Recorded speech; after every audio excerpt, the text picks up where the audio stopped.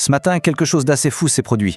Le marché de l'argent de Shanghai a rouvert après une longue pause et bam, l'onde de choc.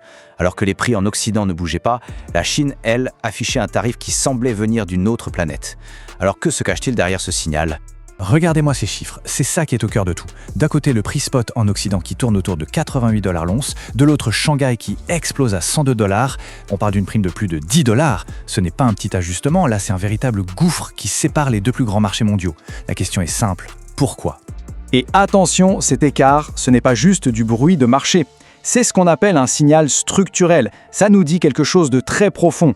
La Chine, en ce moment, valorise l'argent physique bien plus que les marchés de papier occidentaux ne veulent bien le dire. Pour comprendre l'origine de cette tension, il faut d'abord tourner nos regards vers l'ouest, et plus précisément vers les coffres-forts du COMEX à New York. C'est là que toute la pression se concentre en ce moment. Bon, un petit point de vocabulaire, mais c'est absolument crucial pour comprendre la suite. On parle d'argent enregistré. Retenez bien ce terme, c'est le seul stock qui compte vraiment. C'est le métal qui est physiquement là, prêt à être livré pour honorer un contrat. Tout le reste, c'est un peu de la littérature comptable. Il ne faut surtout pas le confondre avec l'argent éligible. L'argent éligible, il est bien dans les mêmes entrepôts, oui, mais il appartient à des privés. Il ne soutient pas le marché, il ne peut pas être utilisé pour les livraisons du COMEX. Et pourtant, les médias financiers adorent mélanger les deux, ce qui donne une fausse impression d'abondance. Et la réalité, elle est là. En à peine 4 mois, ce fameux stock d'argent réellement livrable a fondu de 38%. On est passé de 167 millions d'onces à seulement 88 millions. Les coffres se vident, et ça à une vitesse assez alarmante. Pour mettre ça en perspective, début février, c'était près de 785 000 onces qui sortaient des coffres chaque jour. Et pendant ce temps, quasiment rien ne rentrait pour compenser. C'est un flux à sens unique. Ok, donc ça, c'est ce qui se passe à l'ouest, les coffres se vident. Mais pendant ce temps-là, à l'autre bout du monde, que fait la Chine ? Eh bien, elle ne reste pas les bras croisés, loin de là. Elle prend des mesures assez drastiques pour sécuriser son propre approvisionnement physique. À partir du 27 février, le Shanghai Futures Exchange change carrément les règles du jeu. En gros, c'est simple. Si vous n'êtes pas un industriel qui a un besoin réel de métal pour faire tourner ses usines, vous êtes éjecté du marché à court terme. Le message de la Chine est limpide. L'argent physique, c'est pour notre industrie, pas pour les spéculateurs. Et pourquoi cette décision si radicale ? Il suffit de jeter un œil à l'état de leurs propres réserves pour comprendre. Leurs stocks d'argent ont chuté de 88% depuis le pic de 2021. C'est leur plus bas niveau en plus de 10 ans. La Chine est donc en mode survie pour sécuriser son approvisionnement. Alors, cette bataille Est-Ouest sur l'argent, il faut bien voir qu'elle n'arrive pas dans un vide. Non, elle est amplifiée par un contexte mondial particulièrement tendu.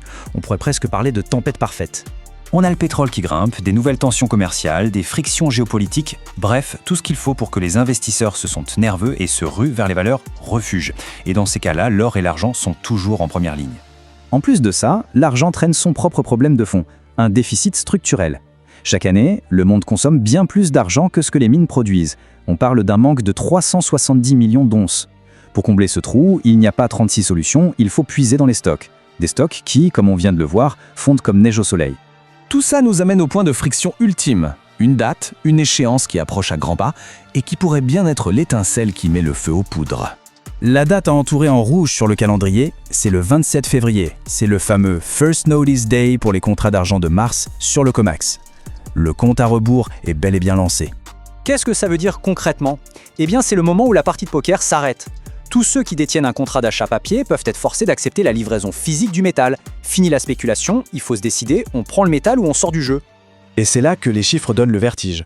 On estime qu'il y a pour près de 400 millions d'onces d'argent papier qui arrivent à échéance. C'est le volume de promesses qui attendent d'être honorées. Le problème, et c'est le point crucial, c'est qu'en face de ces 400 millions d'onces de papier, il n'y en a que 88 millions de physique, de réel, dans les coffres. L'équation ne colle pas. Le calcul est vite fait. Pour chaque once d'argent physique qui existe vraiment et qui est disponible à la livraison, il y a près de 4,5 onces de promesses en papier. C'est un déséquilibre monumental. Le système est sur la corde raide. On arrive donc au cœur du sujet, la confrontation, qui était inévitable entre un marché de papier basé sur des promesses et un marché physique basé sur du métal bien réel. Et c'est là qu'on boucle la boucle. La prime de 10 $ à Shanghai, ce n'est pas un accident de parcours. C'est la première fissure majeure dans le barrage. C'est le monde physique qui tape du poing sur la table et qui dit au monde du papier « Votre prix est une fiction, voici le vrai coût du métal ». Et ce n'est pas juste une théorie, les faits sont là. Le nombre de contrats qui vont jusqu'à la livraison physique sur le COMEX a plus que doublé en 1 an. De plus en plus d'acteurs ne se contentent plus de promesses, ils veulent le métal, le vrai. Toute cette tension, ce grand écart entre l'offre physique réelle et les promesses en papier, ça ne peut pas durer éternellement. On sent bien qu'on arrive à un point de rupture. Au final, la vraie question n'est donc pas de savoir si cet écart va se corriger, mais plutôt de savoir comment et quand. Car lorsque la réalité physique finira par s'imposer, la seule question qui comptera sera de quel côté du marché faudra-t-il se trouver. Avant de terminer, le rappel habituel mais qui est très important. Les informations présentées ici le sont uniquement à but éducatif et informatif. Elles ne constituent en aucun cas un conseil en investissement personnalisé. Investir comporte toujours des risques, il est donc fortement recommandé de consulter un conseiller financier professionnel avant de prendre la moindre décision. Voilà, si ce décryptage vous a été utile, n'hésitez pas à vous abonner à la chaîne pour ne rien manquer des prochaines analyses. Un petit j'aime ou un partage, ça aide toujours d'autres investisseurs à y voir plus clair. Un grand merci pour le soutien et à très bientôt.